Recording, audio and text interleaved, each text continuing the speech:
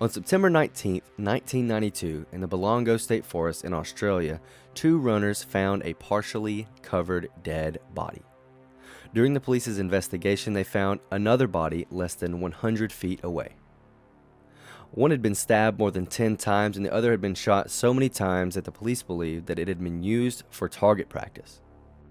Over the next few years, more and more bodies turned up in the area, leading people to believe that there was a murder on the loose targeting hitchhikers and backpackers.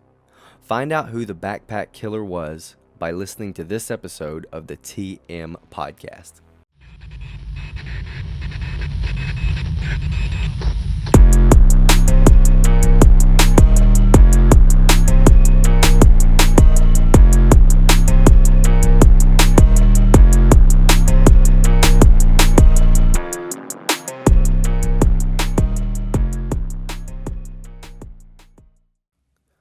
Hocus pocus, now we are focused. All right, welcome back to the TM Podcast, and this is a little bit different. Obviously, I am trying to expand my content a little bit and give you something better than just audio with a picture.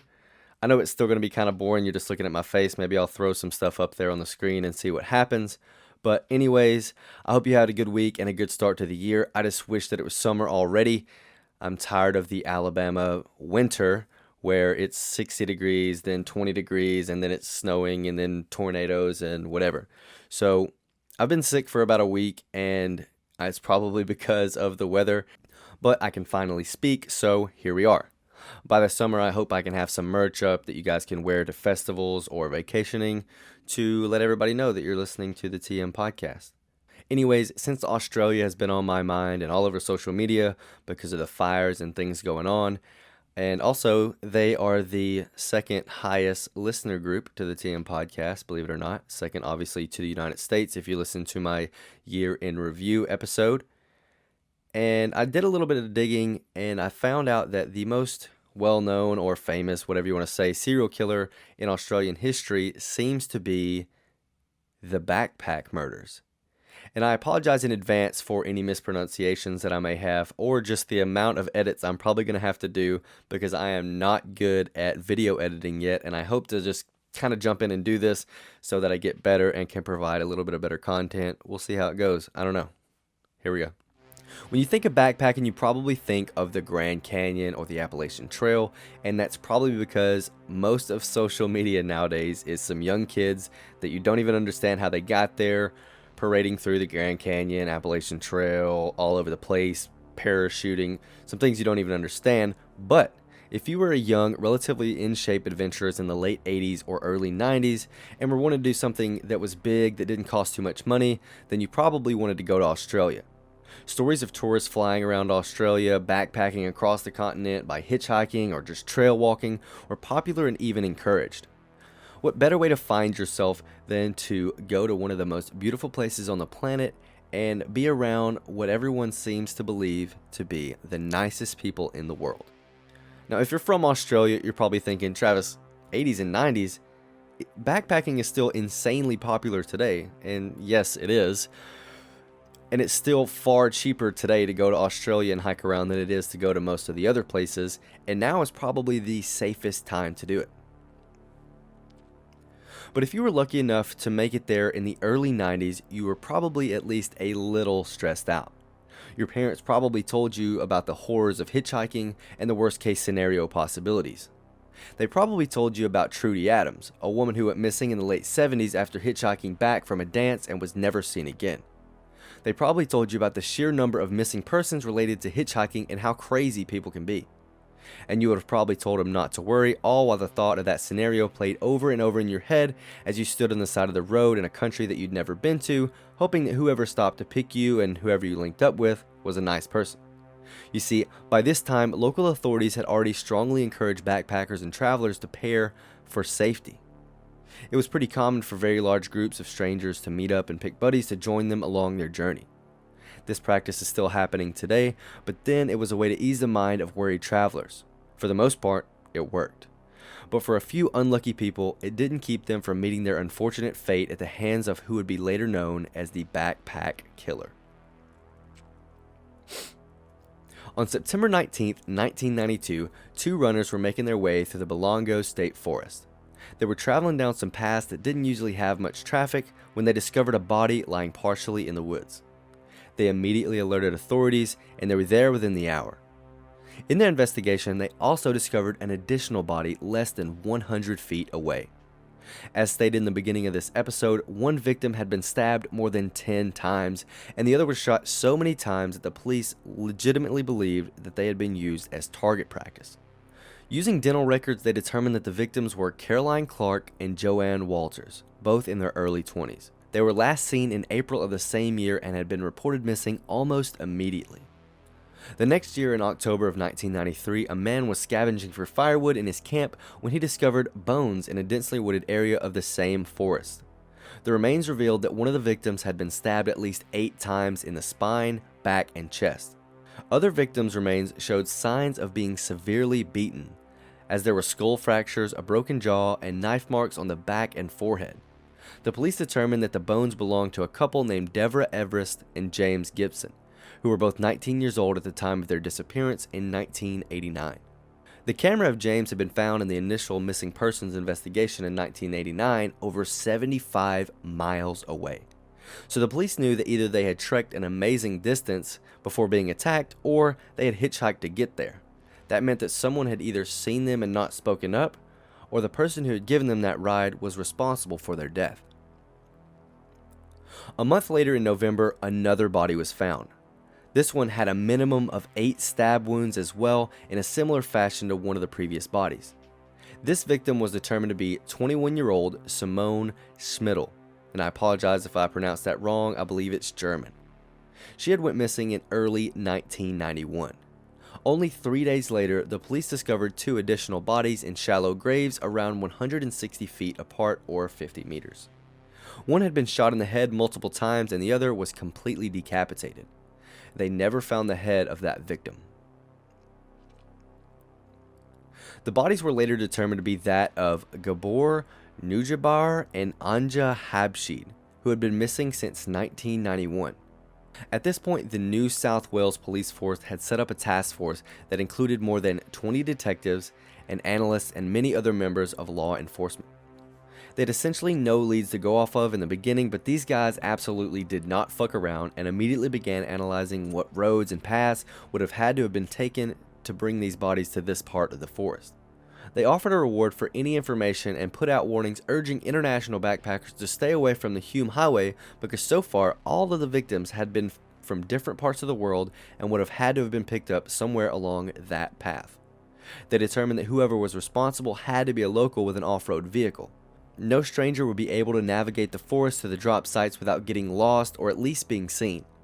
They used that information as well as vehicle records, gun license records, and detective data to knock a huge number of potential suspects down from the thousands just to 230.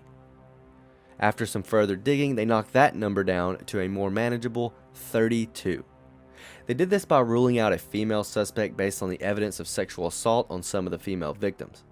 They then realized that a .22 caliber hunting rifle was used, so that eliminated some potential suspects who did not own that firearm. Unfortunately though, like here in the United States, thousands and thousands and thousands of people have .22 caliber hunting rifles, but it helped at least. They also believed that there were more than one assailant due to the differing characteristics of the victims' wounds and the fact that most of the bodies were found in pairs. As they were narrowing down their suspect list, they received an enormous tip. On November 13th, 1993, they got a call from a man named Paul Onions from the UK. He had seen the news regarding the bodies found and reminded them of the incident that he had reported to them just a few years earlier when he was backpacking. In 1990, he followed the trend and flew to Australia to have an adventure. While he was hitchhiking, a man who called himself Bill picked him up in an off-road vehicle. They drove for a little bit before the man stopped and said that he was going to retrieve some cassette tapes from the back of the car. Paul looked down and noticed that there were some cassette tapes in the center console and got nervous. He decided that he was going to get out and stretch for a second, but the man told him immediately to get back in the vehicle. The man returned to the front for a little bit and then pulled out a revolver and told Paul that this is a robbery.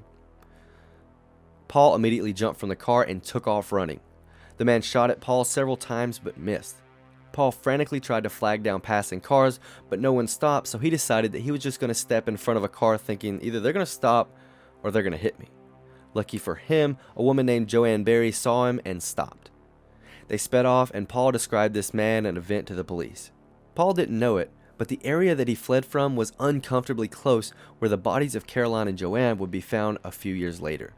The police looked back at their information, finding Paul's report, and reanalyzed those details. In looking back over that investigation, they determined that a few people had called the police and said that they believed there was a man who could be responsible who was very suspicious and kind of fit the bill, named Ivan Milat. Ivan Milat was an Australian native born on December 27, 1944. He was one of 14 children from Stephen Milat and Margaret Piddleston. The Milat family was no stranger to the local authorities as they had a history of petty crimes, and Ivan was no exception. He was an antisocial kid, and he was already put into a detention center by the age of 17 for theft. At 20, he was jailed for 18 months for breaking and entering. Around a month after his release for that, he was arrested again for stealing a car and was sentenced to 2 years of hard labor. I'm not sure what that really means.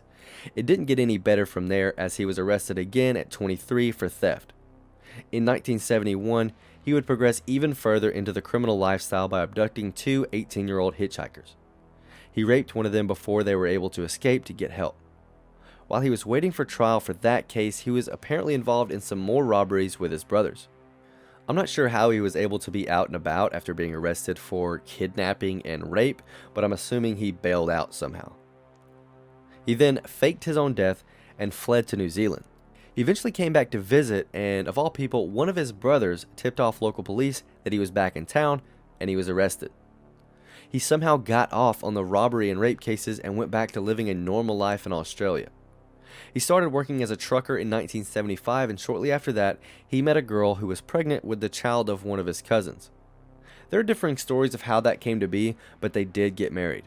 Ivan claims that they met and fell for each other, whereas the woman says that he raped her and basically took her from his cousin.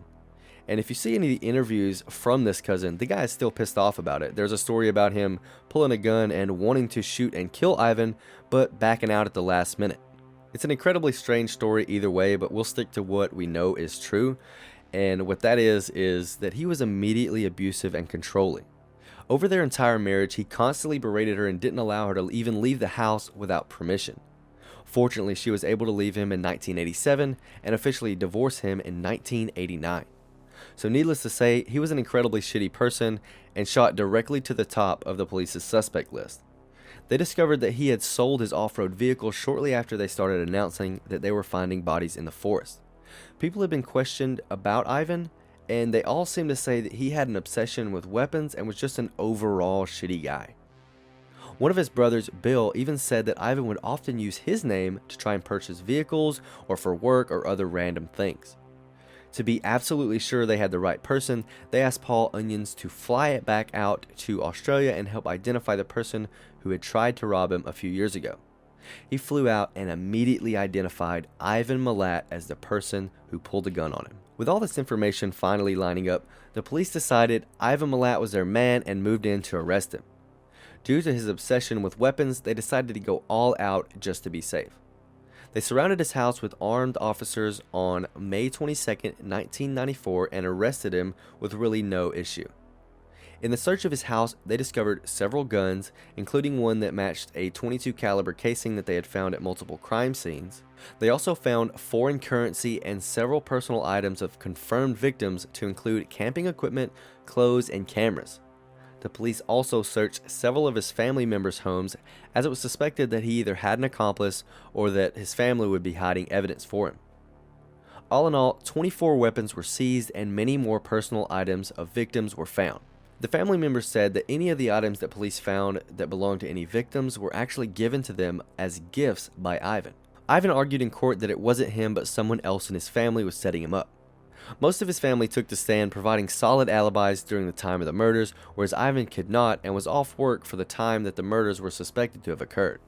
On July 27, 1996, he was formally charged and sentenced to life imprisonment for each of the murders.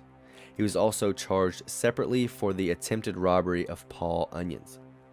Something that's interesting is that on his very first day in jail, first day walking in, Hi, I'm Ivan Milat, piece of shit. Somebody just beat him up. First day. Somebody just beat his ass first day, and that's great.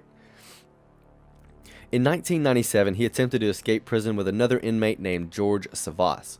They were caught before they could get away, and George actually committed suicide the very next day, and Ivan was transferred to a more secure facility. He tried several times to appeal his sentencing based on his belief that he wasn't provided adequate legal counsel.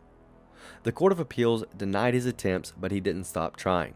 This guy just kept getting shittier as he threw a fit and tried to cut himself and even swallowed some razor blades and other hard objects trying to get a PlayStation and a TV in jail. When his hissy fits didn't work, he actually cut off one of his fingers with the intention of mailing it to the Court of Appeals as if that would help or some reason. I don't know. He really wanted a PlayStation apparently.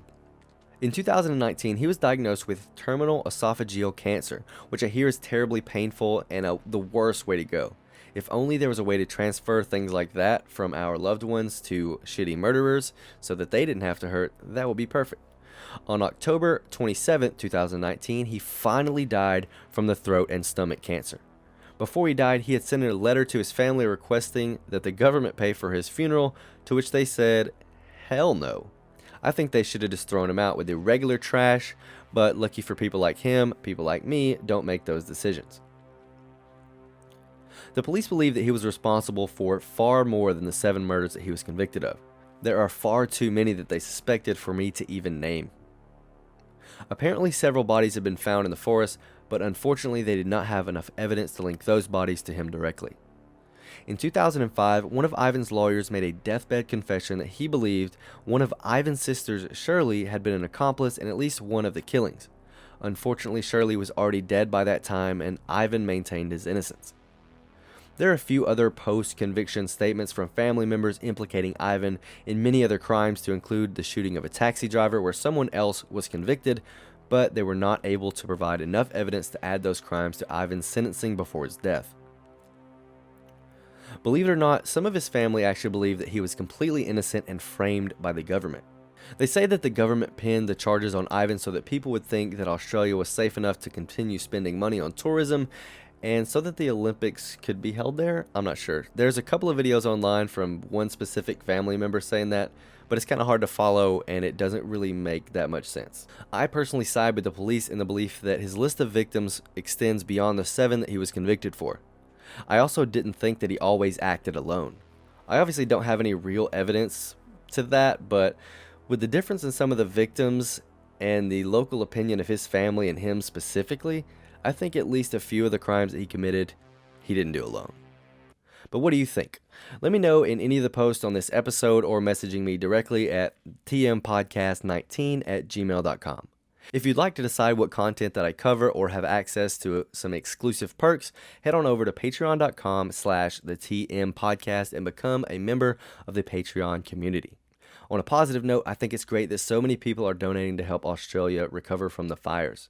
I saw where one of my favorite bands from growing up, Parkway Drive, had donated thousands and thousands of dollars to the effort. I hope this continues, and I hope they can recover quickly because I really, really, really want to vacation there to Australia. I'm probably not going to backpack or hitchhike, but I would really love to go see that country. And this is probably my first time ever really recording a video like this. I've recorded videos before for like music, stuff like that, or done little like comedy skits before with my friends, but I've never done something like this. I know it's kind of hard going back and forth from like reading my content and my notes and stuff to back to the camera, so I'm sure you'll let me know in the comments or by direct messages how good or bad it was, but I hope to keep doing it and get a little better, and I hope to keep wearing my Tindy shirt, and I hope you become a member of the Patreon community. And thank you for listening and watching the TM Podcast.